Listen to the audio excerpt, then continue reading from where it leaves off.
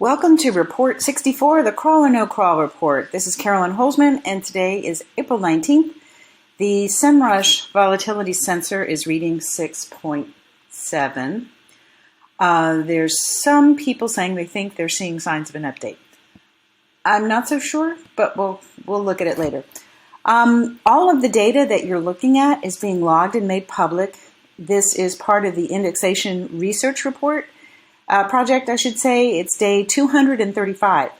So you can there'll be a link in the description, or you could Google or search for Google Index Detector. So let's play Crawl or No Crawl. Today is the 19th, and it is an observation day. So the test page was published yesterday. It's been crawled, but is not currently being found by either one of its two test keywords.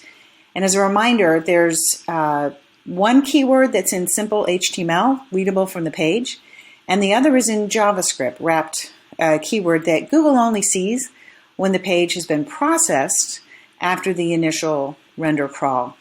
I'll be doing a webinar next week, the week of the 25th, on the way that it's possible to get now 100% indexation if you ask Google the right way.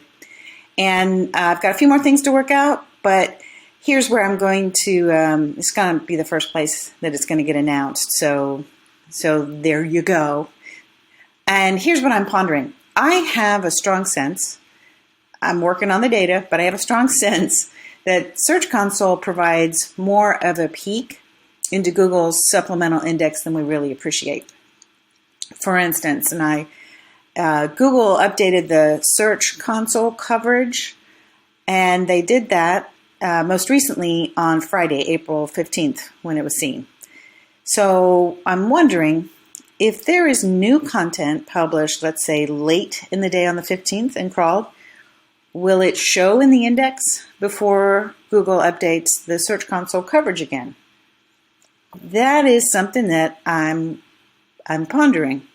I think I'm going to probably use it as this week's topic for Confessions of an SEO. And when I say we, I mean SEOs and business owners who know enough to know what Search Console is and want to use it in a way as a cudgel to hold their SEO accountable. So if we understood Search Console better, maybe we could unite and work together. Or maybe I've been watching too many Viking shows. All right, now to the bots.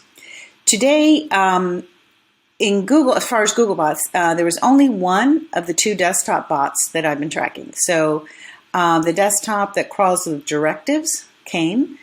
There were no desktop bots that do the render crawls, either refresh or discovery.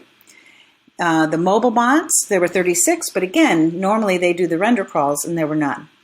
There were 19 feed fetcher bots. There was no discernible validation crawls. Onto Bing, there were 37 records. Again, they were all desktop. And there were 3 IPs, and I really didn't see the division of labor on those across those various IPs like I had on previous days. There were no Bing previews, which is my favorite bot. And 2 DuckDuckGo favicon bots pulling the little images. All right, so that's for today.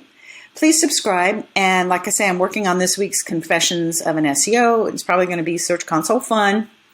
And if you had a minute, check out Friday's Confessions of an SEO. It's more like Confessions with a buddy. I did an interview with Ted Kubitis and the disappearing URL parameter tool that's being shut down on April 26th. And for those of us in forensic SEO, it's kind of like one of those planetary events you don't get the chance to see live. So anyway, that's it. Thanks for adding this to your day. I'll see you tomorrow, and take care.